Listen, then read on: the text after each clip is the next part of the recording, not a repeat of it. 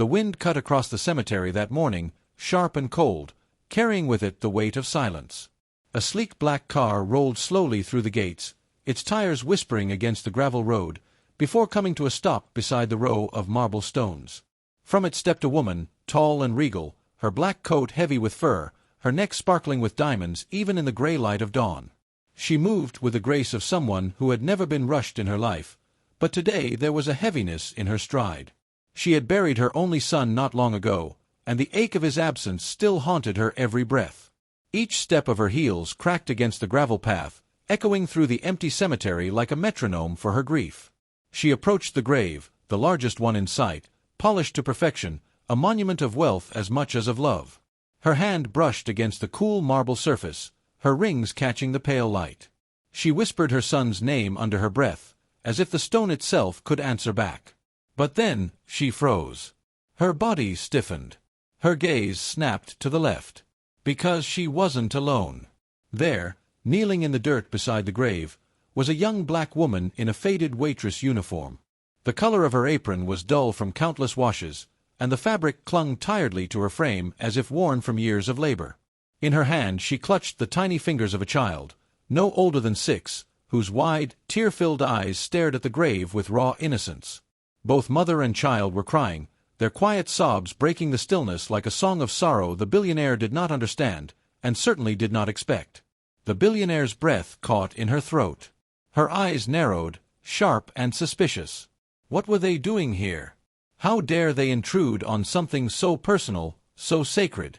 She took a step forward, her heels sinking slightly into the damp earth, her face tightening as she demanded answers. "Why are you here?" Her voice sliced through the air, low but edged with disdain. The young woman didn't look up. Her shoulders trembled, but she didn't flinch.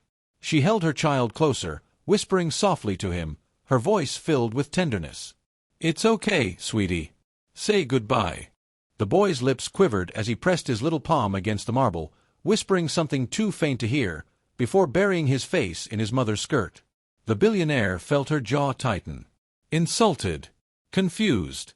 Almost enraged. To her, grief was something kept behind walls, within the private rooms of her mansion, displayed only at carefully arranged memorials where people in black spoke polished words. Yet here, before her eyes, was this woman, a stranger, someone in a waitress uniform of all things, claiming the right to cry over her son. Her heart pounded, though she would never admit it was fear. Fear that there was something she didn't know. Fear that the story of her son's life wasn't hers alone to control. The silence pressed down heavier than the sky. The child sniffled, his small voice breaking the quiet as he asked, "Mama, can we go now?" The mother bent lower, pressing a kiss to his head, her tears dripping onto his hair. Still, she didn't rise. She didn't leave. Her body, fragile yet stubborn, was rooted to that ground, as if the grief itself gave her the right to stay. The billionaire's fists clenched at her sides. She was a woman who owned estates, corporations, entire wings of charities. Her son's death had been covered by every major paper, every glossy magazine. People had traveled from across the country to honor him, to comfort her. And yet in this sacred private space, she had been forced to share it. Not with a dignitary, not with a friend of her son she had known, but with someone who should never have had access to this world at all. The question burned her throat, though she could not yet form it into words. What bound this woman, this waitress, to her son? What gave her the audacity to kneel in the dirt beside the grave as if her grief weighed just as much? The billionaire stood still, her diamond rings glinting as she dug her nails into her palms, her lips pressing into a thin line. She wanted to scream, to order them away, to reclaim the space as hers alone. But something stopped her. The look on the boy's face.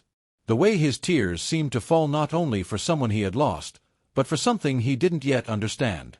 The silence stretched. It was not peaceful, it was suffocating. Every second felt like a test. Her pride demanded answers. Her heart whispered a warning she could not yet name. In her world, grief was private, controlled, displayed in diamonds and silk, not faded uniforms and trembling hands. But as she stood there, watching this mother and child pour out their souls before the same marble stone, a shadow of unease crept into her chest. Because if their tears were real, if their grief was true, then it meant there was a part of her son she had never known. And the thought of that terrified her. She shifted, her breath growing shallow, her voice sharp again as if to cut through her own rising fear. "What are you doing here?" she asked, each word clipped, demanding, heavy with the authority of someone who had never been questioned. The young woman finally lifted her head. Her eyes were swollen from crying, but behind the weakness was something stronger, something unshaken.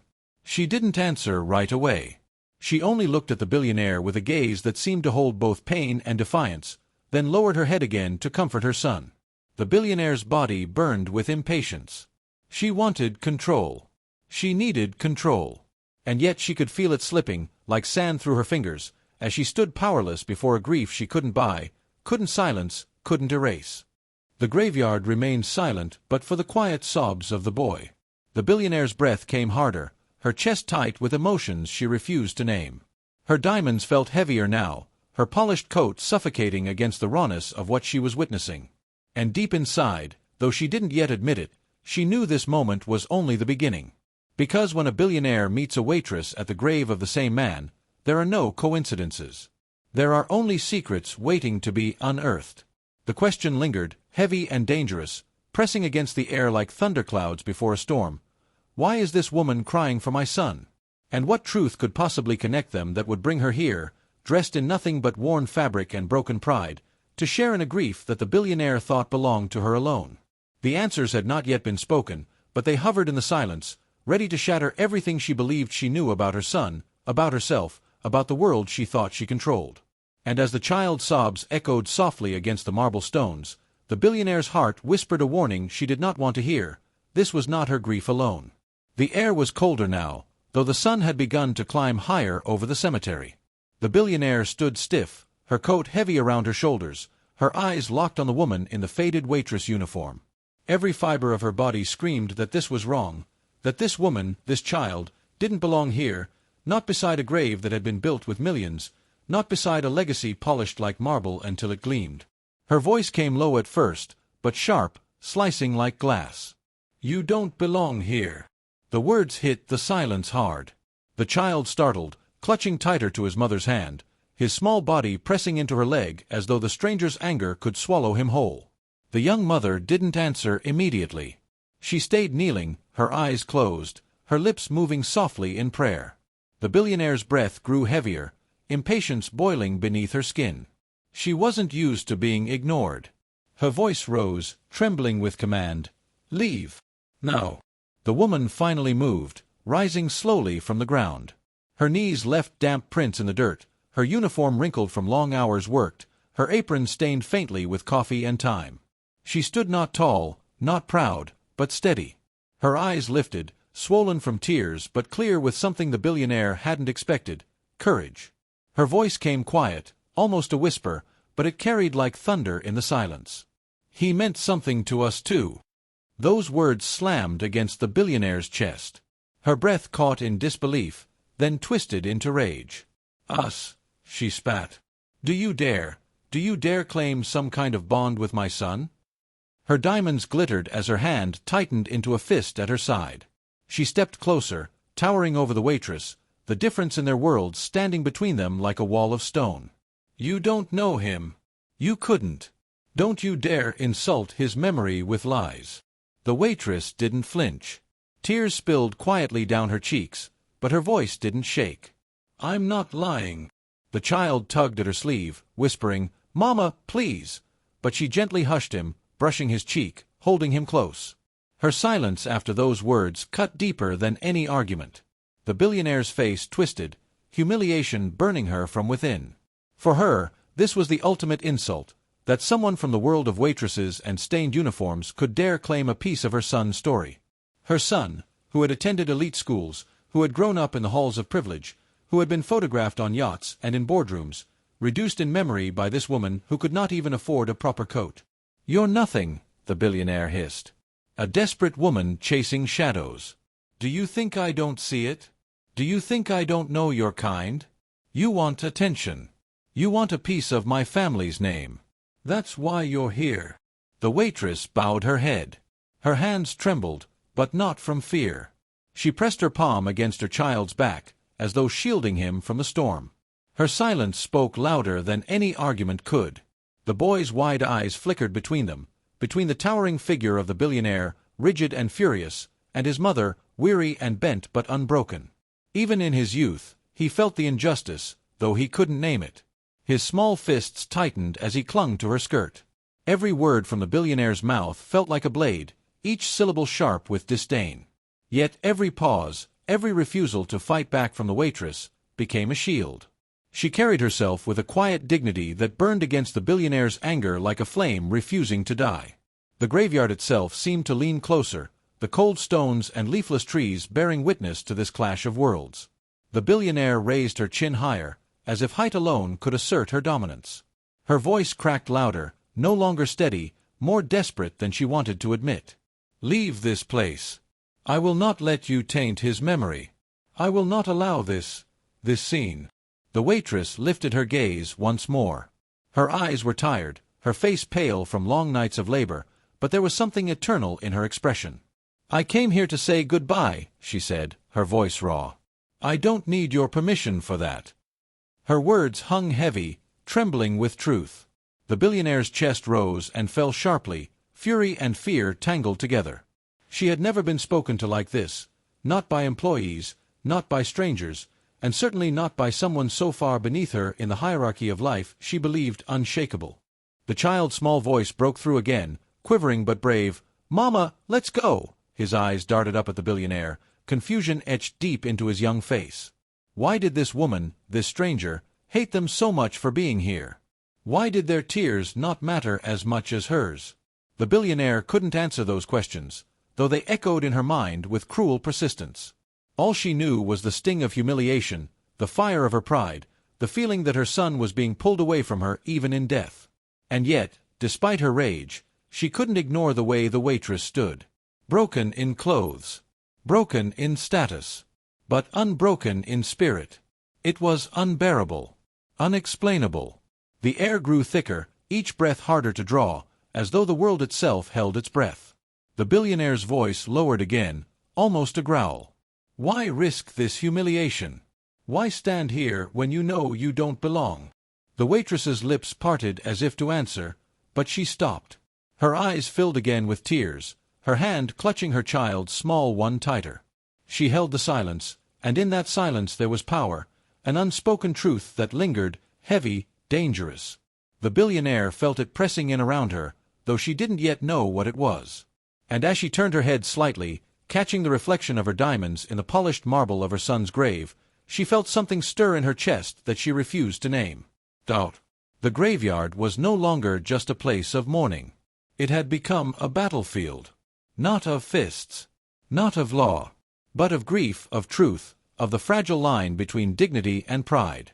And though the billionaire still stood tall, her voice still thundered, she could feel, deep inside, that the balance of power was already shifting. Because this woman, this waitress, this mother, she wasn't leaving. And if she wasn't leaving, then it meant something much larger was waiting to be revealed. Something that could turn the billionaire's grief into a storm she could no longer control. The question remained, burning hotter with each passing second. What truth was strong enough to make this woman stand in humiliation, in scorn, in silence, just to cry at the grave of a billionaire's son? ChatGPT said. The billionaire's breath came fast now, clouding in the cool morning air. Her chest rose and fell as though every word the waitress had spoken was a stone dropped into her lungs. She had demanded obedience. She had demanded silence. Yet the young woman still stood there, trembling but unbroken, her child's hand in hers. The billionaire stepped closer, her heels sinking into the damp soil, her eyes fixed and merciless. "Enough of this," she hissed. "Tell me the truth. Who are you to my son?" The waitress's lips trembled. For a moment, it seemed as though she might turn away, might let the insult swallow her whole. But then she looked at her child. She looked at the way his little fingers clung to hers, the way his eyes darted nervously to the towering woman who glared down at them like a queen ready to deliver judgment. And something shifted in her. She straightened her shoulders, fragile though they were, and whispered words that cracked the air like a storm. "He was more than your son. He was our family. This child," her hand squeezed the boy's. "He's his too." The billionaire froze. The sound around her died. Even the wind seemed to still. Her face drained of color, her body rigid, her lips parting as though struck by a blow she couldn't see. "What?" she whispered, the word breaking apart in disbelief. The child, sensing the moment though not fully understanding it, reached into his small coat pocket. He pulled out a folded photograph, edges worn from years of being carried, and held it up in his tiny fingers. His voice shook as he offered it forward. "This is my daddy." The billionaire's hand trembled as she took the photo, her fingers brushing the fragile paper. And there he was, her son, smiling. His arm wrapped tenderly around the waitress, his face pressed against hers with a warmth she hadn't seen in years. They weren't posed for cameras, not dressed for the magazines. They were just happy. Real. Behind them in the picture was no mansion, no yacht, no grand estate. Just a park bench. Just trees and sunlight and simplicity. Her knees weakened. Her breath stuttered. She looked from the photograph to the child, and in the boy's eyes she saw it, her son's eyes staring back at her. The same curve of the smile, the same softness in the cheeks, the same look of innocence she had once kissed goodnight. Her diamonds, heavy and cold against her neck, suddenly felt like chains. The polished marble of her son's grave mocked her now, a monument not just to wealth but to the life she had controlled, curated, displayed. Yet here was proof that there was a part of him she never owned, never knew, never even tried to understand. "No," she whispered, her voice breaking. "No, this can't." She stumbled back a step, the photograph trembling in her hand. The waitress's tears spilled freely, but her voice remained steady. "He loved us. Maybe not the way you wanted, maybe not in the open, but he did. This boy. He's the piece of him you never saw." The billionaire's throat tightened. She wanted to deny it. She wanted to scream that this was a lie, a scam, a cruel trick. But every time her eyes met the boy's, her defenses crumbled. His innocence was undeniable. His resemblance undeniable. He was the truth standing in flesh before her. She turned sharply, pacing a step away, clutching the photograph against her chest as though it might burn her if she let it go. Her breaths came uneven, jagged. Rage flooded her. Rage not just at the waitress, but at her son. At herself. That he had dared to love outside of her world. That he had built a secret life she had never been invited into. That he had chosen this woman, this waitress, and left behind a child who now threatened to unravel everything she thought she knew. Her voice returned sharp, trembling with desperation. "Why didn't he tell me? Why didn't he bring you to me?" The waitress shook her head, her own tears catching the weak sunlight. "Because he was afraid. Afraid of what you would say. Afraid of how you would look at us." Her hand stroked the boy's hair, her body trembling but her words steady. "He wanted to protect us. He wanted to protect his son." The billionaire's breath hitched. Her son. Her son had lived two lives, one gilded in diamonds and legacy, the other hidden in small apartments and quiet restaurants. And he had died before she could ever reconcile them. She turned again, her back to them, the photograph shaking in her grip. Memories of her son flooded her. His smile at 6 years old, the first time he held her hand, the sound of his laughter echoing in the halls of their home. She had believed she knew him. She had believed she alone carried the weight of his story. But this woman, this child, carried the part of him that was real, raw, unfiltered. And it broke her in ways she had never imagined. The silence grew heavy again, the kind of silence that pressed on the chest like a stone. The boy, small and trembling, clung to his mother's leg. His innocent eyes darted from the billionaire to the grave, then back again. Finally, he spoke in a voice barely above a whisper. "Why are you angry? He's my daddy. Didn't you love him too?" The billionaire turned slowly, her face streaked with tears she hadn't even felt falling. The question pierced her deeper than the revelation itself. Because in that moment, standing before the child who carried her son's eyes, she realized the truth. Her pride had blinded her to the one thing her son had truly wanted. Love. She staggered forward, her body trembling, her diamonds no longer a crown but a burden. She looked down at the child, at his innocent face, at the photograph still clutched in her hand. And for the first time in her life, she had no words. The waitress's gaze met hers, steady despite her tears. For years she had carried this secret, carried this child alone, carried the burden of being unseen, unrecognized. Now it was out in the open, and she stood before the billionaire not as a servant, but as the keeper of the truest piece of the son they both had loved. The billionaire's lips parted, her voice breaking in a whisper that trembled with defeat. "He loved you."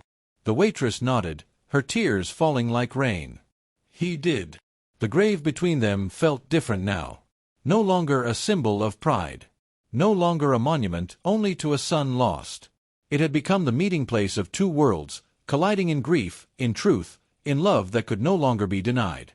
And as the billionaire clutched the photograph to her chest, shaking, her eyes locked on the boy who bore her son's smile, she realized something terrifying and beautiful all at once. Her son's legacy was not the marble, not the diamonds, not the magazines or the empire. It was standing right in front of her.